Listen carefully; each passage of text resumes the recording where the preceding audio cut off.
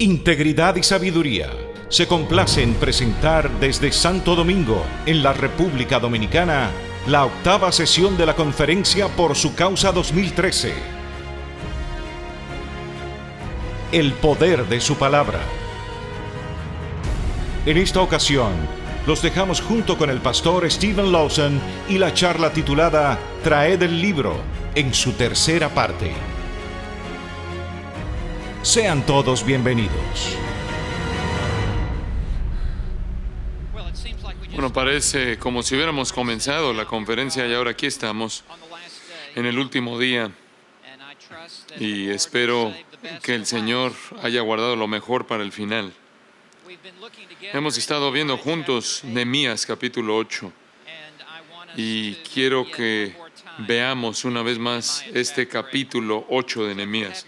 Entonces, si tienen su Biblia, pueden pasar a Nehemías capítulo 8. Y conforme pasan ahí, quiero decir lo agradecido que estoy por su recepción tan amable. Los tengo en mi corazón y me los voy a llevar conmigo conforme regreso a Estados Unidos. Estoy profundamente agradecido por su hambre por la palabra de Dios y su apoyo del hombre de Dios conforme trae su mensaje. Que el Señor los bendiga. Que el Señor abra las ventanas del cielo y derrame su bendición sobre la iglesia aquí.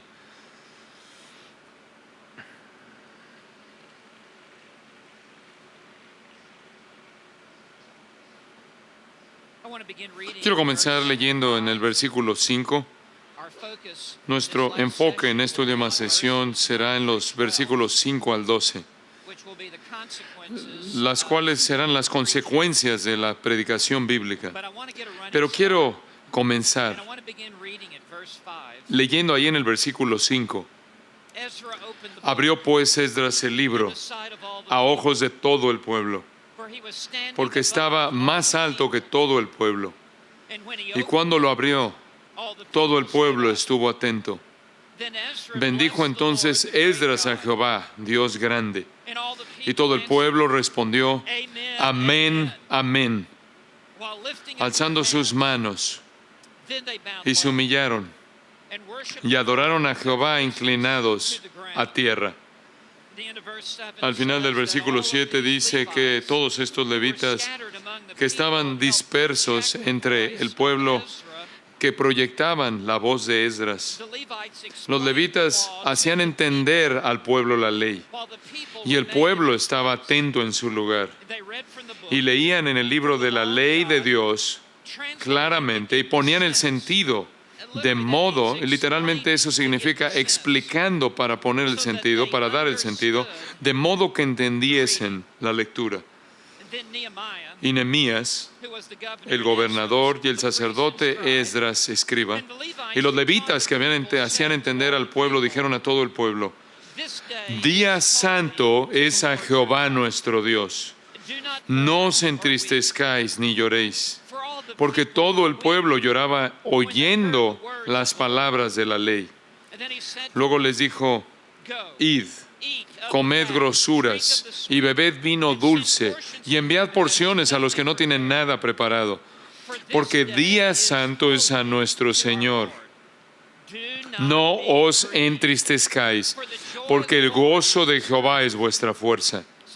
Los levitas pues hacían callar a todo el pueblo diciendo, callad, porque es día santo, y no os entristezcáis. Y todo el pueblo se fue a comer y a beber y a obsequiar porciones y a gozar de grande alegría, porque habían entendido las palabras que les habían enseñado. No hay mayor bendición que Dios puede dar a una nación o a un pueblo que darles a pastores que predican la palabra de Dios en el poder del Espíritu Santo.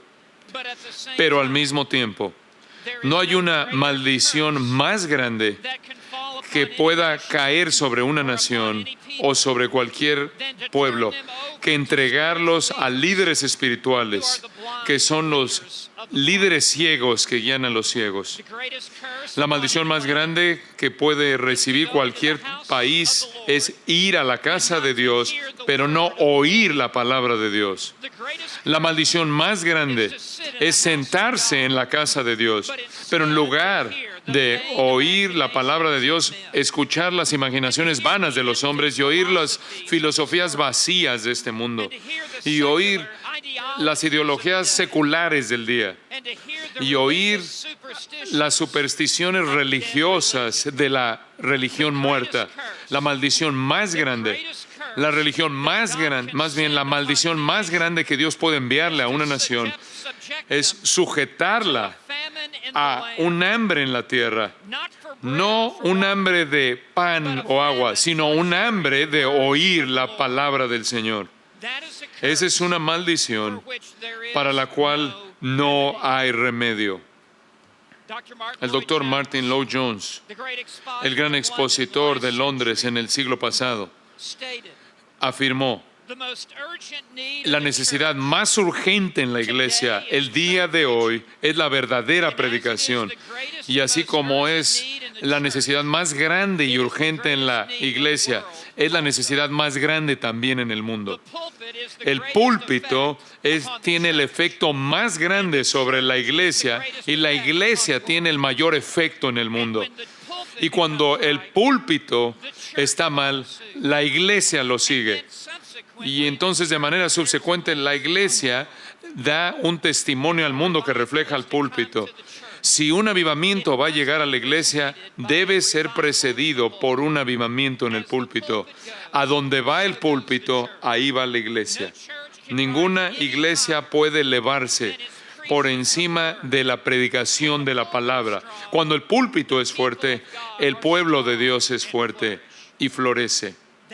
Eso es precisamente lo que vemos aquí al ver Nehemías capítulo 8 y el avivamiento que se llevó a cabo ahí en la puerta de las aguas.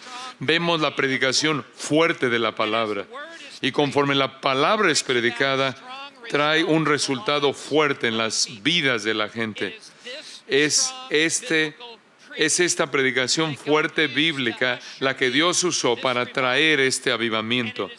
Y es exactamente lo que Dios va a usar para traer un avivamiento aquí en la República Dominicana.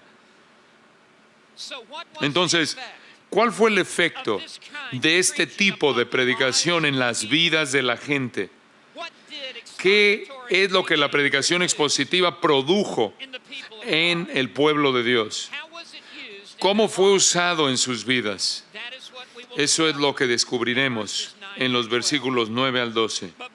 Pero antes de que veamos los versículos 9 al 12, permítanme recordarles de nuestras dos sesiones previas. En nuestra primera sesión, el viernes, vimos al versículo 1 y vimos el llamado para la predicación bíblica. El llamado a la predicación bíblica. Esto es conforme se congregó el pueblo ahí en la puerta de las aguas, se congregaron como un solo hombre, con un solo propósito en mente, con un corazón en mente, con un alma. Y juntos elevaron su voz y clamaron: traigan el libro, traigan el libro. Y había este gran hambre en su corazón porque se les alimentara con la palabra de Dios. Este es el llamado para la predicación bíblica. Y quiero alentarte de nuevo para que le digas a tu pastor y a aquellos que son los líderes espirituales en tu iglesia y en todas las iglesias, que traigan el libro de la palabra de Dios conforme ministran en medio de ustedes. Después, en segundo lugar, ayer vimos los versículos 2 al 8 y señalamos las características de la predicación bíblica, porque no es solo más predicación lo que necesitamos, es más predicación de cierto tipo lo que necesitamos. Y el tipo de predicación que señalamos es que debe estar centrada en la Biblia, debe ser extensa, debe tener autoridad, exaltar a Dios, conmover las emociones y ser exegética. Ese es el tipo de predicación que es necesario. Y como dije ayer, puede haber la necesidad de que haya menos predicadores, no más predicadores, si tenemos el tipo correcto de predicación. Ahora quiero que observen el día de hoy nuestro tercer encabezado principal. Quiero que ahora veamos, número 3, la consecuencia de la predicación bíblica. Y al ver los versículos 9 al 12, es un bosquejo muy simple. Va a producir dos efectos, va a tener dos efectos en el pueblo de Dios. Esto no es con respecto a su efecto en el mundo, sino que su efecto inmediato en el pueblo de Dios. ¿Cuál va a ser su efecto en tu vida y en la vida de tu congregación y en la vida de tu iglesia? Quiero mostrarte el primer resultado. Cuando Dios trae avivamiento bajo el poder de la predicación de la palabra de Dios. En primer lugar, habrá convicción y la confesión de pecado. Cuando la palabra de Dios es predicada en el poder del Espíritu Santo, habrá una convicción de pecado y los corazones del pueblo de Dios serán aplastados. Habrá un quebrantamiento, habrá una humildad, habrá una humildad en su mente, en los corazones del pueblo de Dios. Y eso es exactamente lo que vemos aquí en el versículo 9. Permítanme leerlo de nuevo. Quiero que lo vean ahí en su Biblia. Comenzando en el versículo 9. Y Nehemías, el gobernador. Nehemías era el líder político, quien había guiado el proyecto de reconstrucción de los muros que estaban alrededor de la ciudad de Jerusalén. Él era un líder cívico, por así decirlo, quien era un hombre muy piadoso, quien siguió la voluntad de Dios en su vida. Y después, en segundo lugar, estaba el sacerdote Esdras, escriba. Él era el líder espiritual entre el pueblo de Dios. Él era el predicador este día. Y después leemos en el versículo 9, y los levitas que hacían entender al pueblo. Estaban esparcidos entre el pueblo, quienes ayudaban para repetir el mensaje de Esdras a estas 42,000 personas, para que ellas pudieran escuchar, y eran un eco de Esdras. Lo que Esdras decía, ellos lo repetían al pueblo ahí en el perímetro que les rodeaba. Y esto es lo que probablemente Esdras, quien era el orador, dijo. Día santo es a Jehová nuestro Dios. Día santo es el principio de la fiesta de los tabernáculos. Es el principio de un período de tiempo muy especial de una semana durante el cual el pueblo de Dios se congregaba para recordar cómo Dios los había llevado a lo largo del desierto. Fue un día que había sido apartado para Dios, fue un día que le pertenecía a Dios. Y entonces Esdras le recuerda al pueblo que se han congregado en un día que ha sido santificado por Dios. Y entonces él les dice, no os entristezcáis ni lloréis. ¿Por qué Esdras les diría esto? Bueno, es obvio, porque el pueblo estaba llorando y estaban entristeciéndose y estaban llorando de manera incontrolable. Y la pregunta es, ¿por qué estaban llorando? Y se nos da la respuesta ahí en el versículo 9. Observen cómo la siguiente frase comienza. Comienza con la palabra ¿por qué?, la cual nos presenta la explicación. Aquí está la razón por la cual el pueblo estaba aplastado en sus corazones y sus almas. Esta es la razón por la que su corazón estaba desgarrado.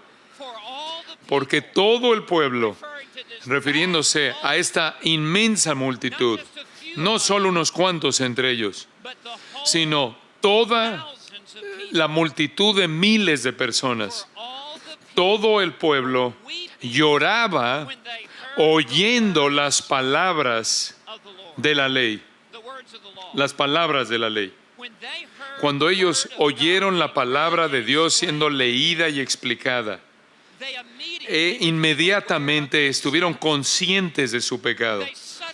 de pronto estuvieron conscientes de sus violaciones de la palabra de Dios. Y conforme ellos vieron su pecado, inmediatamente estuvieron bajo la profunda convicción de su pecado. Ellos sufrieron una herida de corazón.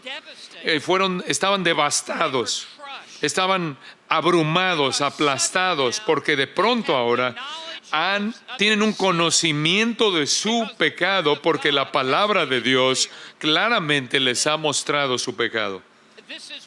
Este es uno de los propósitos primordiales de la ley. La ley es santa. Romanos 7, versículo 12 dice que la ley es santa y el mandamiento es santo, justo y bueno. Algunas personas el día de hoy hablan de la ley como si fuera algo malo. No, Dios dice, su ley es algo bueno, es santo y es justo. Y lo que la ley hace es que revela el carácter, la naturaleza de Dios. Da a conocer la santidad de Dios. Vemos qué tan santo es Dios. Conforme leemos la ley de Moisés, conforme vemos que el pecado es blanco y negro y que Dios es un Dios santo, que demanda santidad en las vidas de su pueblo. En Levítico capítulo 11, en el versículo 44 y 45, Dios dice, yo soy santo, por lo tanto, sed santos, dice el Señor. Dios lo repite en Levítico 19, versículo 2, porque yo, Jehová vuestro Dios, soy santos. Sed pues santos. La santidad de Dios tiene un significado doble. En primer lugar, significa que Dios es alto y exaltado, que Dios es trascendente, que Dios está a un nivel por encima de nosotros, que Dios no está a nuestro nivel, que Dios, hay un espacio que separa al Dios santo del hombre pecador. Ese es el significado primordial de la palabra santo. Y los ángeles en el cielo están clamando, santo, santo, santo es Jehová Dios Todopoderoso. Y para que algo sea repetido, cuando algo es repetido 3 veces, es la manera de elevar el punto de que es algo superlativo. Y lo que los ángeles están diciendo ahí en torno al trono de Dios es que Dios es santo. Dios es más santo que cualquier otra persona, cualquier otra cosa, y que Dios es el más santo, el ser más santo en el universo entero. Primera de Juan 1:5 dice, Dios es luz y en Él no hay tinieblas, ningunas tinieblas.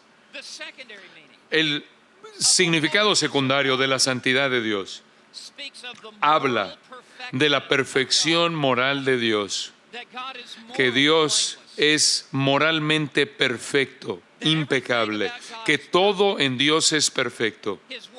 Su palabra es perfecta, sin ninguna mancha, sin ningún error. Que los juicios de Dios son santos. Él siempre emite el veredicto correcto, que la voluntad de Dios es perfecta. Todo acerca de Dios es moralmente perfecto y moralmente impecable, sin mancha. Y esta naturaleza de Dios es dada a conocer a través de su ley santa. Y después, el siguiente propósito de la ley de Dios, y la razón por la que estoy expandiendo lo que es la ley de Dios, es porque eso es lo que Esdras leyó ese día. Notarán ahí en el versículo 1 que le dijeron que trajese el libro de la ley de Moisés. Esdras está ministrando la ley de Dios, la ley de Moisés, conforme es registrada en Éxodo y en Levítico. Y no solo la ley da el conocimiento de la santidad de Dios, sino que también revela la pecaminosidad del hombre. Esto tiene sentido, ¿no es cierto? Entre más estamos conscientes de la santidad de Dios, más conscientes estamos de nuestra propia impiedad. Primera de Juan 1:8 dice, si decimos que no tenemos pecado, nos engañamos a nosotros mismos y la verdad no está en nosotros. Todos hemos pecado y estamos destituidos de la gloria de Dios. Romanos 3:23. Y la ley es dada para revelar nuestra propia pecaminosidad. Romanos 7, versículo 7. Pablo dijo, yo no habría conocido el pecado si no fuera por la ley, porque no habría sabido acerca de la codicia si la ley no dijera, no codiciarás. Entonces la ley es como un espejo. Conforme vemos un espejo, nos vemos a nosotros mismos realmente por lo que somos y quién somos. A veces pensamos que nos vemos mejor de lo que realmente nos vemos, pero después vemos el espejo y nos vemos y vemos que realmente no somos lo que pensamos que somos. Y así es cuando vemos la ley de Dios. Es como ver un espejo y revela nuestro corazón, nos revela nuestras acciones. La ley es como una vara de medida. Nos mide y vemos que quedamos cortos de la gloria de Dios. Es un conocimiento sobrio, ver la condición verdadera de nuestro propio corazón. Es una realidad aplastante, venir cara a cara con la realidad de nuestro propio pecado. Eso es lo que sucedió en este día en la puerta de las aguas, conforme Esdras estaba predicando la ley de Moisés. Estaba trayendo el conocimiento de la santidad de Dios y estaba exponiendo la pecaminosidad de todo el pueblo. Quiero por un momento que pasen conmigo de regreso a Éxodo capítulo 20 y quiero tomar unos minutos para ver con mayor cercanía el corazón de la ley. La ley está dividida en 3 secciones. Está la ley moral, la cual de manera resumida se contiene en los 10 mandamientos. Está la ley civil, la cual describe cómo Israel tenía que funcionar como nación. Le llamamos la ley civil o política. Y después tenemos la ley ceremonial, la cual debía guiar a Israel en su adoración de Dios para establecer el tabernáculo y el sacerdocio y los sacrificios que se requerían de ellos para poder venir a la presencia de un Dios infinitamente santo. Y ningún pecador se puede acercar a Dios en su propio pecado. Ningún pecador se puede acercar a Dios en su propio esfuerzo. Debe haber un sacrificio que sea traído a la presencia de Dios antes de que Dios reciba pecadores. Y claro que sabemos que esto apuntaba en últimas al Cordero de Dios que quitaría el pecado del mundo, el Señor Jesucristo, quien sería tanto nuestro sumo sacerdote como también nuestro gran sacrificio, conforme Él se ofrecería a sí mismo en la cruz del Calvario por nosotros para abrir un camino vivo y verdadero mediante el cual podemos venir y encontrar aceptación con un Dios infinitamente santo. Nuestra aceptación no es traída mediante nuestra propia religiosidad, sino exclusivamente mediante nuestra fe en la muerte sustitutiva que llevó el pecado del Cordero de Dios ahí en la cruz del Calvario. Pero está aquí en Éxodo 20, con la primera parte de la ley. Aquí encontramos la primera parte de la ley moral. Y 9 de estos 10 mandamientos son presentados en el Nuevo Testamento y son citados en el Nuevo Testamento por Jesús y los apóstoles. Solo el cuarto, el cual tiene que ver con el día de reposo, fue cumplido en la muerte de Cristo, ahí en la cruz. La razón por la que menciono esto es porque necesitamos la ley moral de Dios conforme vivimos nuestras vidas cristianas el día de hoy también. Entonces, observen, comenzando ahí en el versículo 3, con el primero de los 10 mandamientos. No tendrás dioses ajenos delante de mí. Conforme el pueblo oyó esto leído ese día en la puerta de las aguas, conforme Esdras se los leyó, llegaron a ver de nuevo de una manera fresca que Dios tenía que tener la relación prioritaria en sus vidas, que no podía haber dioses que compitieran con Dios, no podía haber intereses que compitieran con Dios, que tuvieran precedencia antes de Dios en las vidas de su pueblo. Dios es un Dios celoso y Él no va a tolerar ningún amor que compita con Él en tu vida. Esa es la razón por la cual Jesús dijo en Mateo 6, versículo 33, buscad primeramente el reino de Dios y su justicia, y todas estas cosas os serán añadidas. Es un asunto del señorío de Jesucristo en tu vida. Él debe ser el número uno. Él no va a ir en el asiento de atrás de la vida de nadie. Él tiene que estar en el asiento delantero. Él tiene que estar en control de nuestras vidas. Y es la ley lo que demanda esto. En Lucas 14, versículo 26, Jesús dijo, si alguno viene en pos de mí y no aborrece su propia madre y padre, su esposa e hijos, y hermanos y sus hermanas, y sí, aún su propia vida, no puede ser mi discípulo. Lo que Jesús está diciendo es que debemos amarlo a Él más que inclusive nuestros seres queridos más amados en la vida. Tenemos que amarlo más que cualquier cosa en este mundo. En 1 Juan 2, versículo 15, Juan dice, no améis el mundo, ni las cosas que están en el mundo. No debe haber un amante rival en nuestras vidas.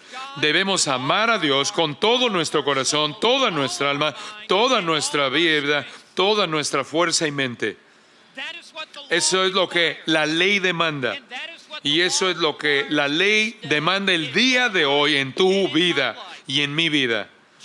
Santiago 4:4 dice, la amistad con el mundo es enemistad contra Dios. Debemos declarar nuestra lealtad. Ese es el primer mandamiento. Y después el segundo mandamiento, en el versículo 4. Le importa a Dios cómo lo adoramos. No es suficiente que simplemente lo adoremos. Le importa cómo adoramos a Dios. Y en el versículo 4 leemos, no te harás imagen ni ninguna semejanza de lo que está arriba en el cielo, ni abajo en la tierra, ni en las aguas debajo de la tierra. No debe haber nada hecho por manos humanas para representar a Dios ante nuestros ojos, para poder intentar estimular nuestra adoración. Está prohibido. Jesús dijo, Dios es espíritu, y los que le adoran, le deben adorar en espíritu y en verdad. Esto significa que Dios no tiene un cuerpo físico. Leemos que la mano del Señor, los ojos del Señor, Dios no tiene manos, Dios no tiene ojos. Esas son expresiones antropomorfísticas mediante las cuales Dios bien se expresa en un nivel de preescolar para revelarse a nosotros en términos elementales para que podamos entender algo de su poder y de su conocimiento que todo lo sabe. Pero Dios no tiene ojos, Dios no tiene pies, Dios no tiene cuerpo. Dios es un espíritu. Esa es la identidad única de la encarnación, que el Verbo de hecho se hizo carne, algo que nunca antes había sucedido antes del nacimiento virginal. Y entonces este segundo mandamiento dice que debemos adorar a Dios dentro de nuestros corazones con nada físico para nuestros ojos que intente representar a Dios, porque cualquier cosa hecha con manos humanas sería una distorsión de quién Dios es en realidad. Sería una corrupción del conocimiento de Dios. Sin duda alguna, conforme Esdras estaba explicando esto, hubo una gran convicción que vino sobre los corazones de la gente. Y después en el versículo 7, él dice, no tomarás el nombre de Jehová tu Dios en vano. El nombre de Dios debe ser reverenciado. Debe haber un temor santo que está en el corazón del pueblo de Dios, de que nunca usen el nombre de Dios de una manera ligera, irreverente, de una manera común y superficial. Eso es lo que significa tomar el nombre de Dios en vano, que simplemente usas el nombre de Dios, lo pronuncias por todos lados como si fuera un nombre, como cualquier otro nombre. Y después, peor aún, aquellos que usan el nombre de Dios al maldecir y en blasfemar, o aquellos que hablan de Dios de una manera bromista o de una manera trivial. Este mandato prohíbe que haya un uso casual, una mención casual del nombre de Dios. Debe haber una reverencia en nuestra alma, un temor. El temor de Jehová es el principio de la sabiduría. Y después en el versículo 8, Dios debe ser adorado de manera apropiada y regular. Y leemos en el versículo 8, acuérdate del día de reposo para santificarlo. Ellos debían congregarse en el último día de la semana, el cual para nosotros sería el sábado. Y había muchas estipulaciones y muchas regulaciones, muchas normas de lo que podían y no podían hacer. Y el pueblo se había vuelto, la habían olvidado realmente y habían tomado esto demasiado a la ligera en su actitud hacia Dios en el día de reposo. Y comenzaron a hacer lo que ellos querían en el día de reposo. Y entonces, conforme Esdras leía esto, él llamó al pueblo a dar cuentas, a darle reverencia a Dios en el día de reposo. Yo creo que el día de reposo ha sido cumplido en la muerte de Cristo. Ahora adoramos el día de hoy, el cual es el día del Señor. Y esas regulaciones, esas normas han sido quitadas. Pero debemos darle a Dios lo que Él merece el día de hoy, en el día del Señor. Y el pueblo de Dios necesita estar en la casa de Dios, con los creyentes de Dios, para oír la palabra de Dios en el día del Señor. Y yo confío en que tú te encuentres a ti mismo en una iglesia que enseña la Biblia todo día del Señor y le des a Dios el honor y la gloria que le pertenece apropiadamente a Él.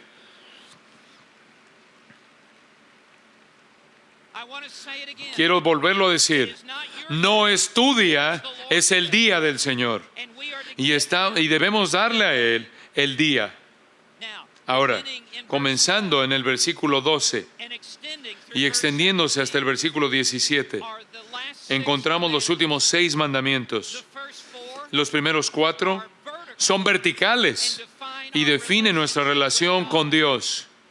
Los últimos 6 son horizontales y definen nuestras relaciones con otros, unos con otros. Por favor, observen el orden también en esto. Primero, tenemos que estar bien con Dios y después debemos estar bien el uno con el otro. Primero, amamos a Dios y después amamos unos a otros. Nos amamos unos a otros. Fue Jesús mismo el que dijo en Mateo 22, 39 a 41, que esto es el resumen de la ley entera, del Antiguo Testamento entero. Entonces, en el versículo 12, honra a tu padre y a tu madre. Versículo 13, no matarás. Versículo 14, no cometerás adulterio. Versículo 15, no hurtarás. Versículo 16, no hablarás contra tu prójimo falso testimonio. Versículo 17, no codiciarás. Ahora permíteme decirte 2 cosas para explicar nuestro entendimiento de estos 6 mandamientos horizontales.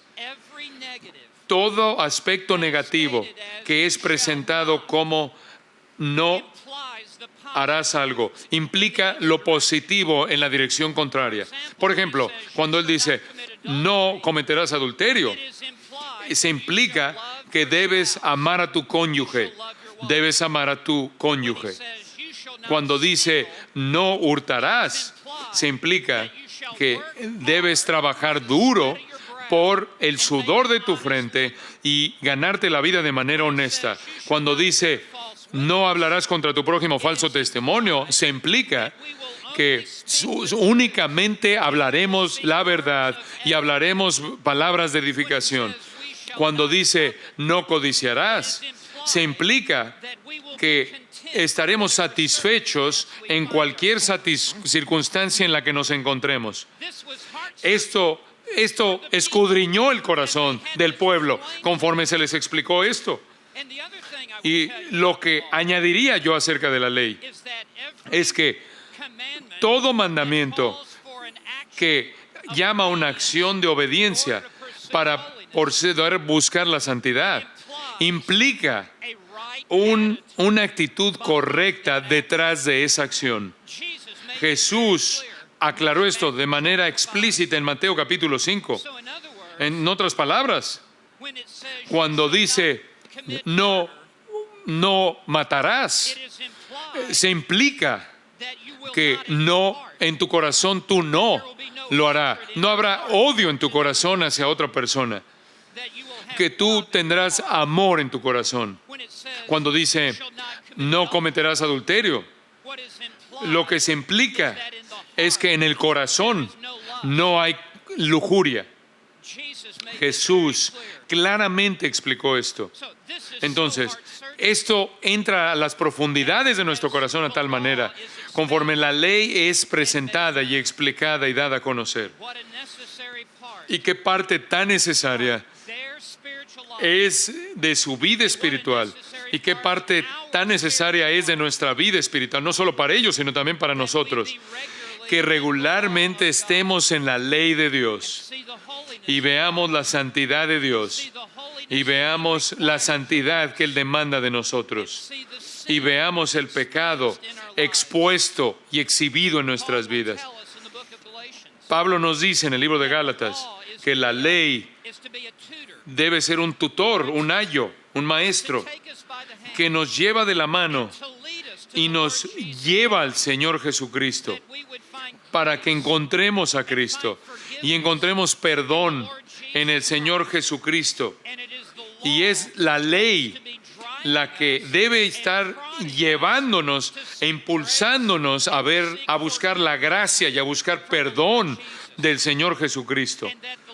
Y que el Señor Jesús nos dé la capacidad divina para cumplir estos 10 mandamientos.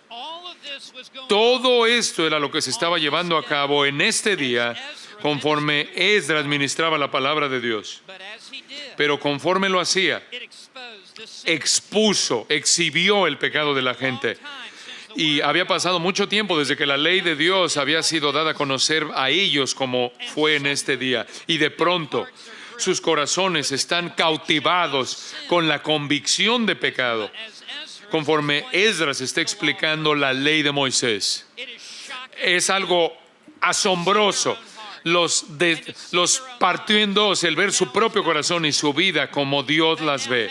Ellos ahora tienen una conciencia seria de su propio pecado. Su conciencia los está acusando de su fracaso moral. Y ahora ven que han quedado cortos del estándar, que han quedado lejos del estándar. Y este es un conocimiento abrumador de su propio pecado. Ellos sufrieron una herida de corazón, su conciencia ha sido perforada, su alma está devastada. Esto es lo que sucede en todo avivamiento genuino. Hay un conocimiento de pecado profundo en las vidas de los creyentes.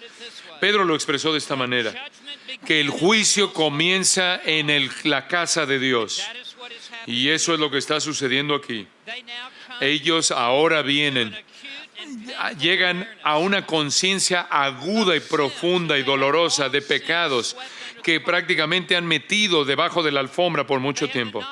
Ellos tienen un conocimiento de pecados que han estado reprimiendo, inclusive actitudes erróneas y pensamientos malos que han mantenido en el interior.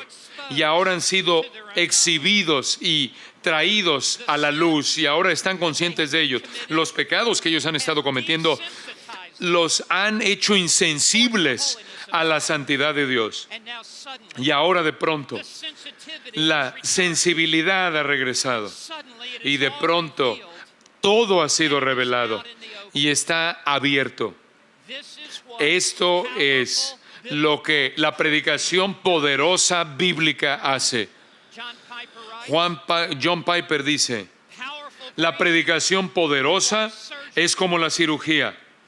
Bajo la unción del Espíritu Santo, encuentra el pecado, perfora el pecado y quita la infección del pecado. La predicación poderosa entra incansablemente a la raíz de nuestra depravación. Esta analogía del cirujano y el escalpelo es de hecho apta, escribe Piper. La buena predicación, como la buena cirugía, entra a las profundidades del corazón humano. Fin de la cita. Solo hay un escalpelo de cirujano que es lo suficientemente filoso como para penetrar en la parte del pecho del hombre y entrar al alma del ser humano y cortar y entrar hasta las profundidades del alma y el espíritu. Y eso es la palabra de Dios. Hebreos 4, versículo 12. Porque la palabra de Dios es viva y eficaz. El resto de los libros son libros muertos. Este es el único libro vivo. Este libro está vivo.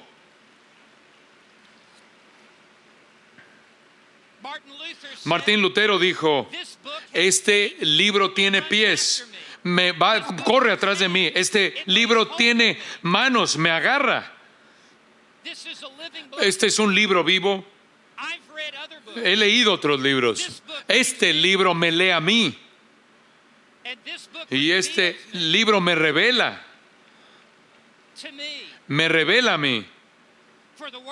Porque la palabra de Dios es viva y eficaz. Eso quiere decir que es poderosa en su movimiento. Es poderosa como en su ministerio.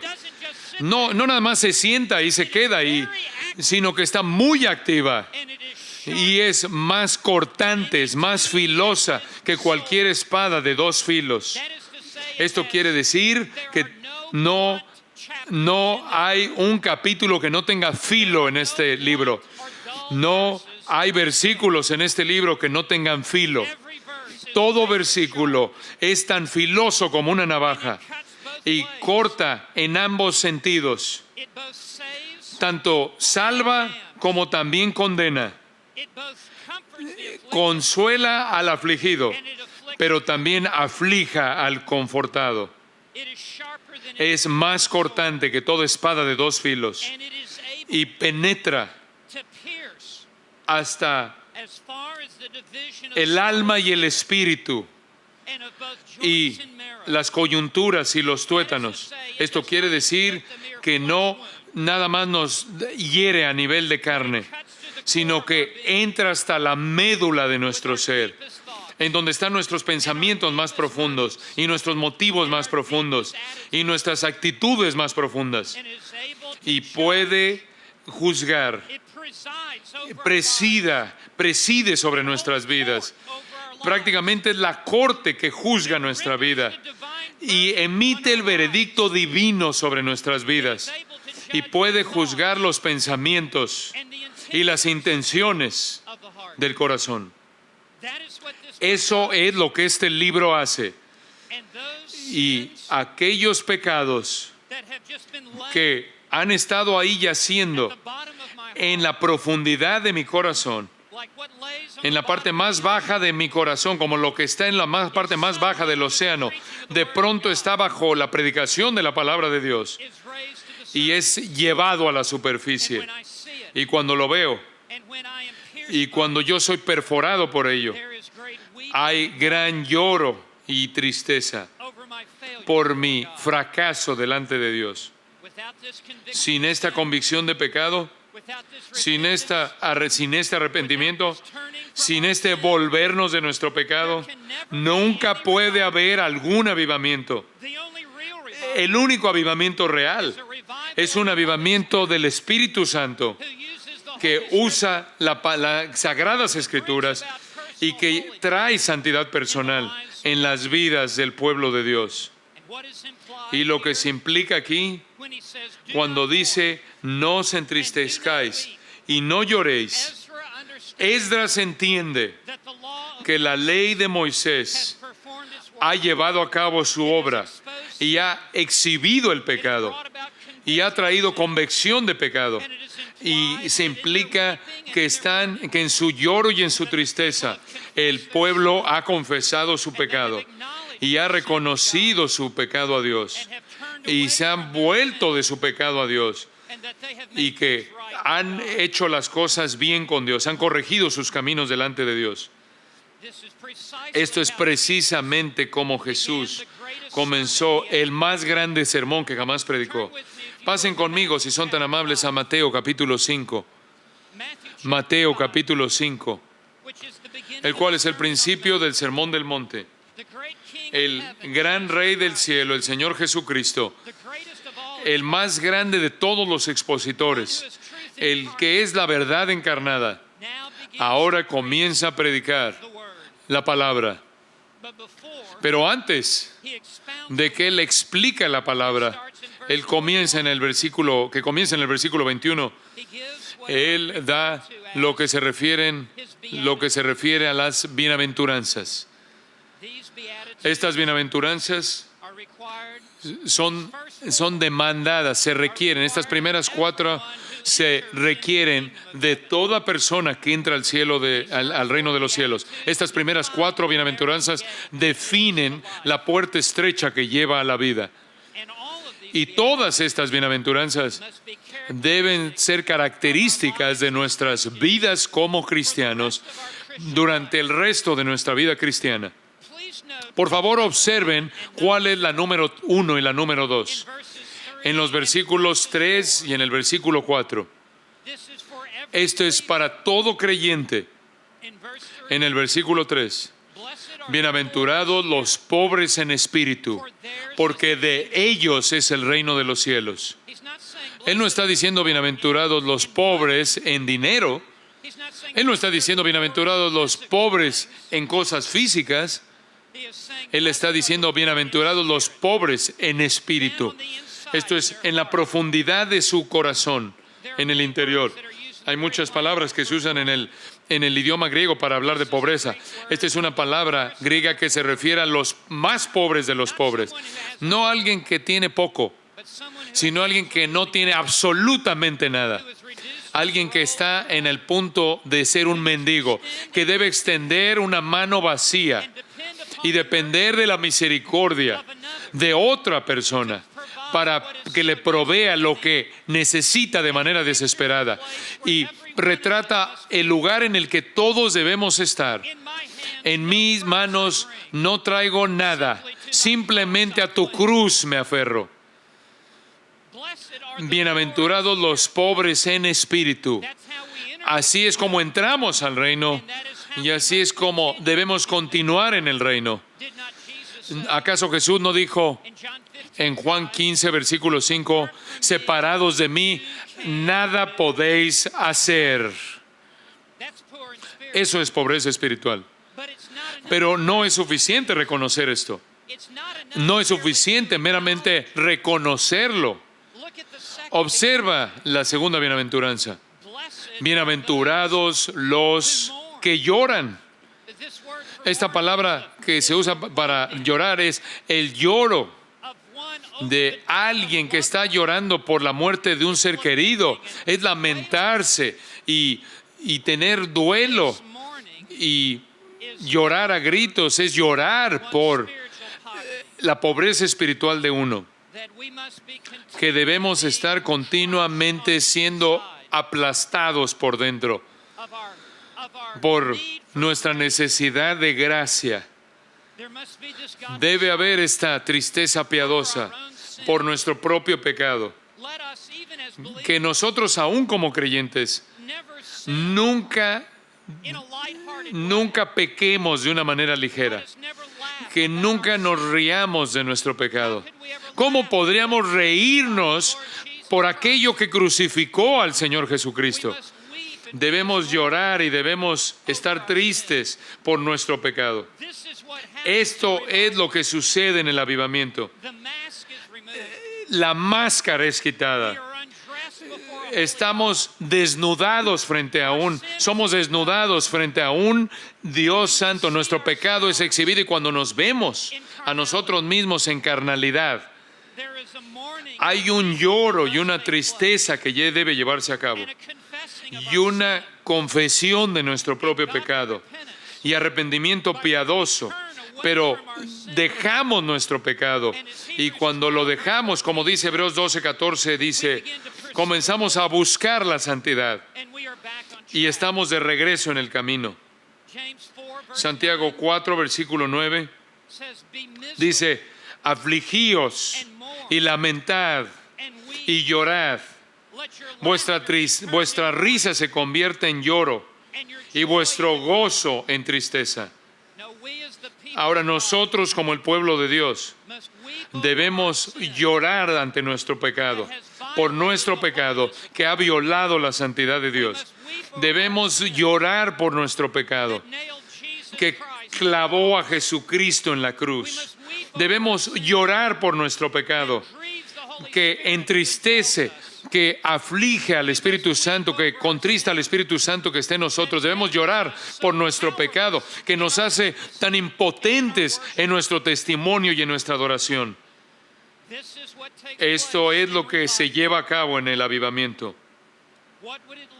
¿Cómo se vería aquí, en la República Dominicana, si la palabra de Dios fuera predicada como Esdras lo hizo hace tanto tiempo atrás? Pecados horrendos y escondidos serán traídos a la superficie. Los pecados que han estado ocultos en un closet, los pecados que han sido ocultados por mucho tiempo, serían manifestados en una vida pura bajo la palabra de Dios y prácticamente brillaría con una vida santa con miles de soles en el cielo y seríamos aplastados. Y confesaríamos nuestro pecado ante Dios y buscaríamos ser tan santos y puros en mente y en hecho tanto como un pecador redimido puede ser en esta tierra. Habría quebrantamiento sobre nuestro pecado. Esta es la primera respuesta ante la predicación de la palabra de Dios en este día.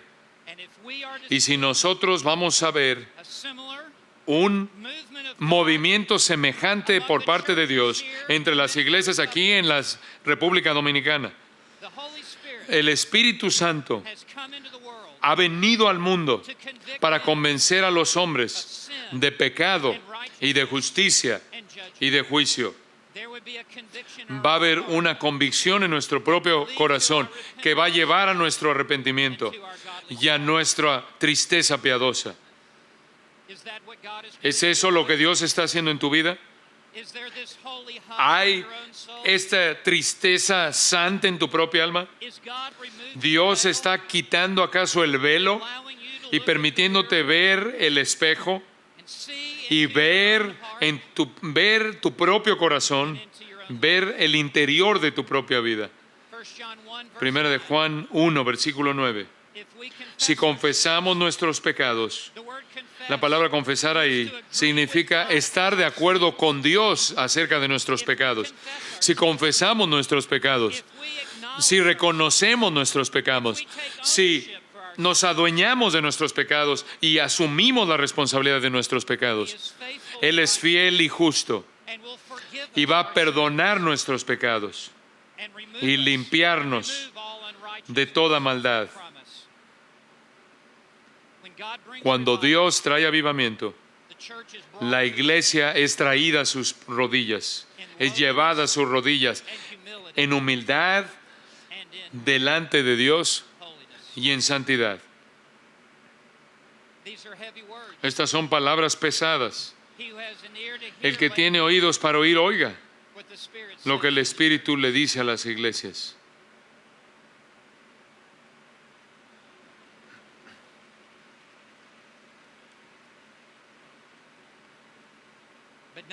Pero no solo Dios nos lleva abajo, sino que también nos levanta. Por favor, observen el orden. Debemos ser traídos abajo antes de que seamos levantados.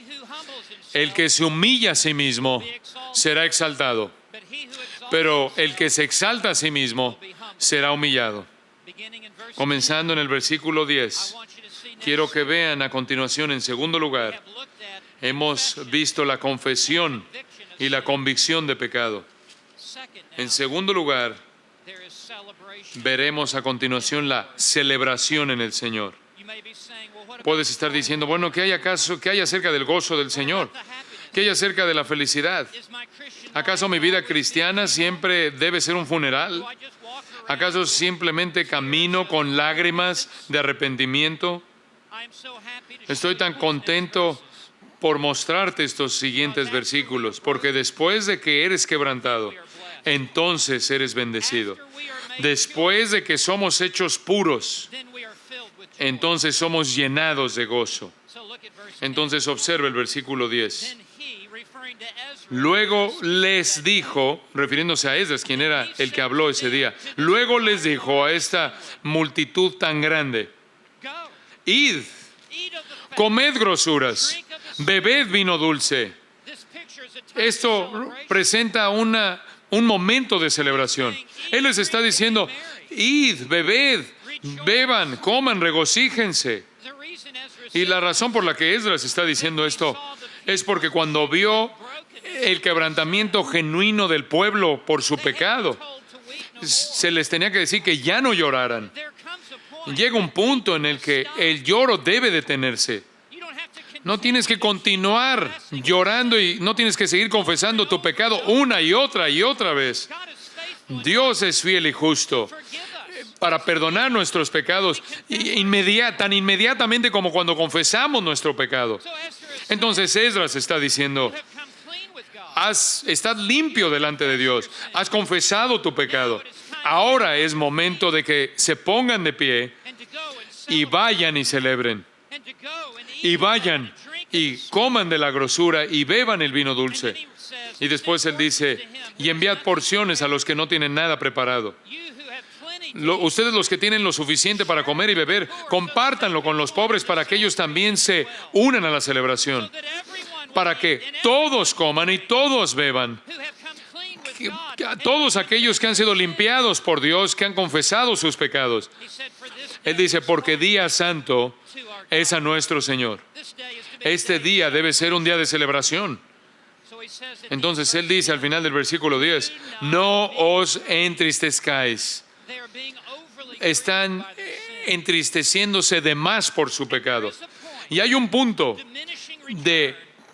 de regreso en el cual no podemos ya seguir confesando su pecado. A veces el diablo va a tratar de mantenernos abajo y entristecidos para traer más culpabilidad en nosotros. Él es el acusador de los hermanos. Pero ellos ya han confesado su pecado y tenemos un abogado que está sentado a la diestra de Dios, que es nuestro abogado y ya ha sido la propiciación de nuestros pecados. Levántate, no te entristezcas, porque el gozo de Jehová es vuestra fuerza.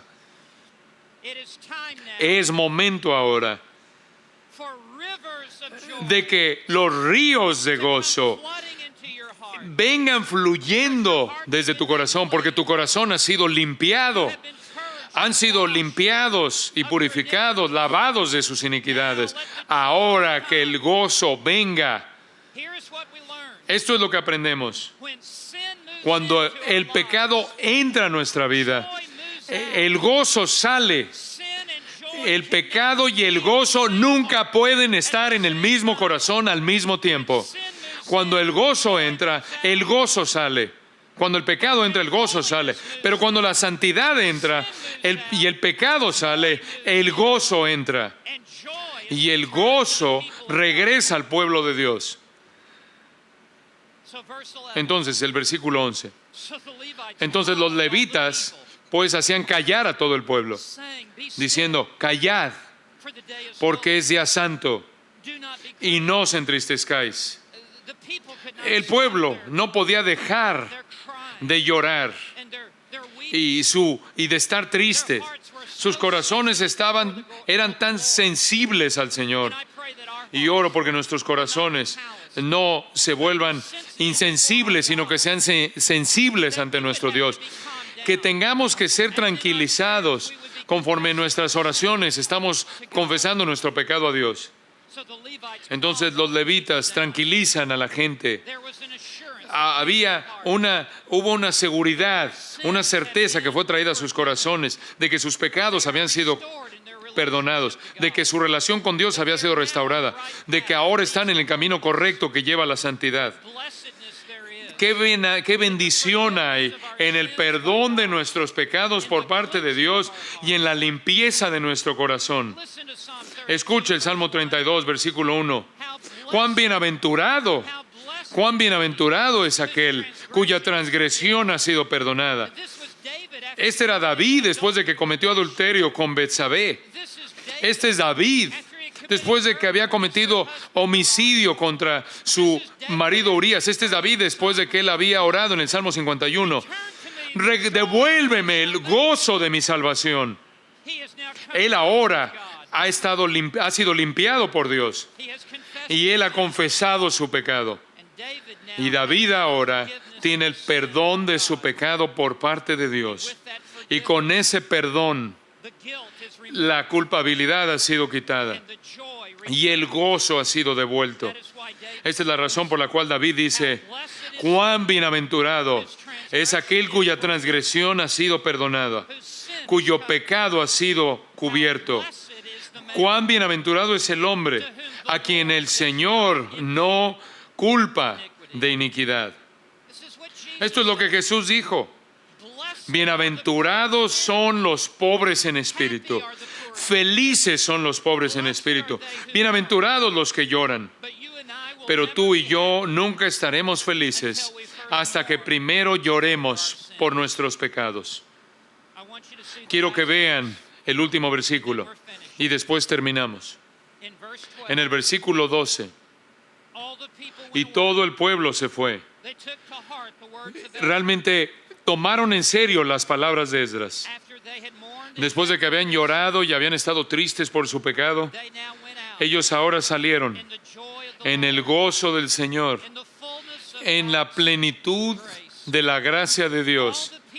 Todo el pueblo se fue a comer y a beber y a obsequiar porciones y a celebrar, a gozar de grande alegría, de un gran festival, porque este festival era el festival de los tabernáculos.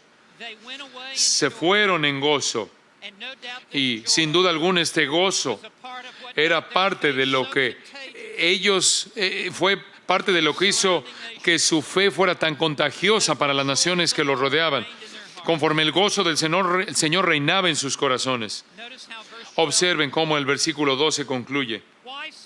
¿Por qué un gozo tan grande? ¿Por qué un avivamiento como este? ¿Por qué un movimiento por parte de Dios como este? Porque habían entendido las palabras que les habían enseñado. No hay un gozo mayor en el cielo que se compare con el gozo de recibir la palabra de Dios en nuestras vidas y en nuestros corazones santificados y ser limpiados por la palabra.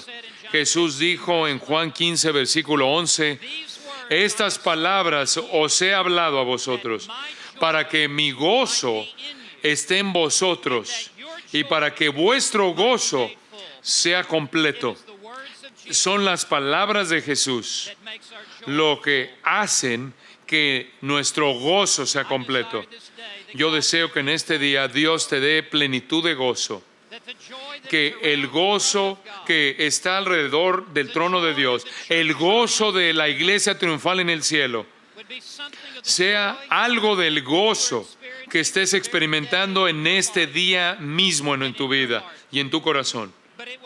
Pero solo vendrá de una manera: al estar bajo el sonido de la palabra de Dios, al ser convencido de pecado, al confesar ese pecado, al arrepentirte de ese pecado y al ser hecho puro y limpio, y después salir para celebrar en la bondad de nuestro Dios.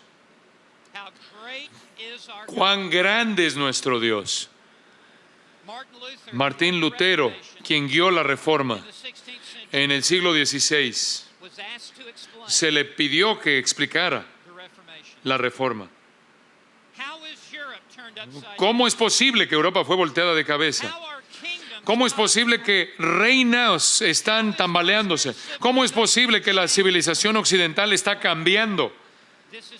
Esto es lo que Lutero dijo: yo simplemente enseñé, prediqué, escribí la palabra de Dios. Fuera de eso no hice nada más. Y después, mientras yo dormía, la palabra debilitó tan fuertemente al papado que nunca un príncipe o nunca un emperador la dañó de tal manera. Yo no hice nada. La palabra lo hizo todo.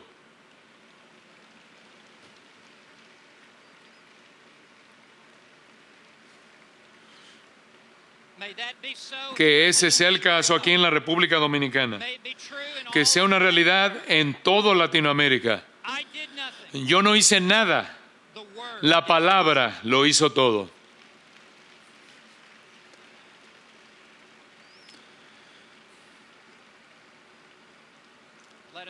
Oremos. Padre, oro porque tú traigas un avivamiento tan grande aquí en la República Dominicana. Oro porque tú des a los pastores una nueva osadía, un nuevo compromiso por predicar todo el consejo de Dios. Oro porque el pueblo de Dios le diga a sus líderes espirituales y les digan: traed el libro, traed el libro.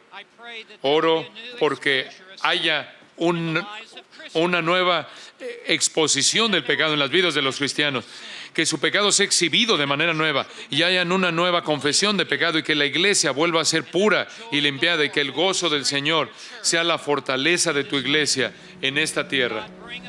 Dios, trae un avivamiento así de grande, y lo pedimos de nuevo, que sea tan grande que se esparza a las naciones por lo que estés haciendo en este lugar. Oramos esto para la honra y gloria de nuestro bendito Salvador, Jesucristo, en cuyo nombre oramos. Amén.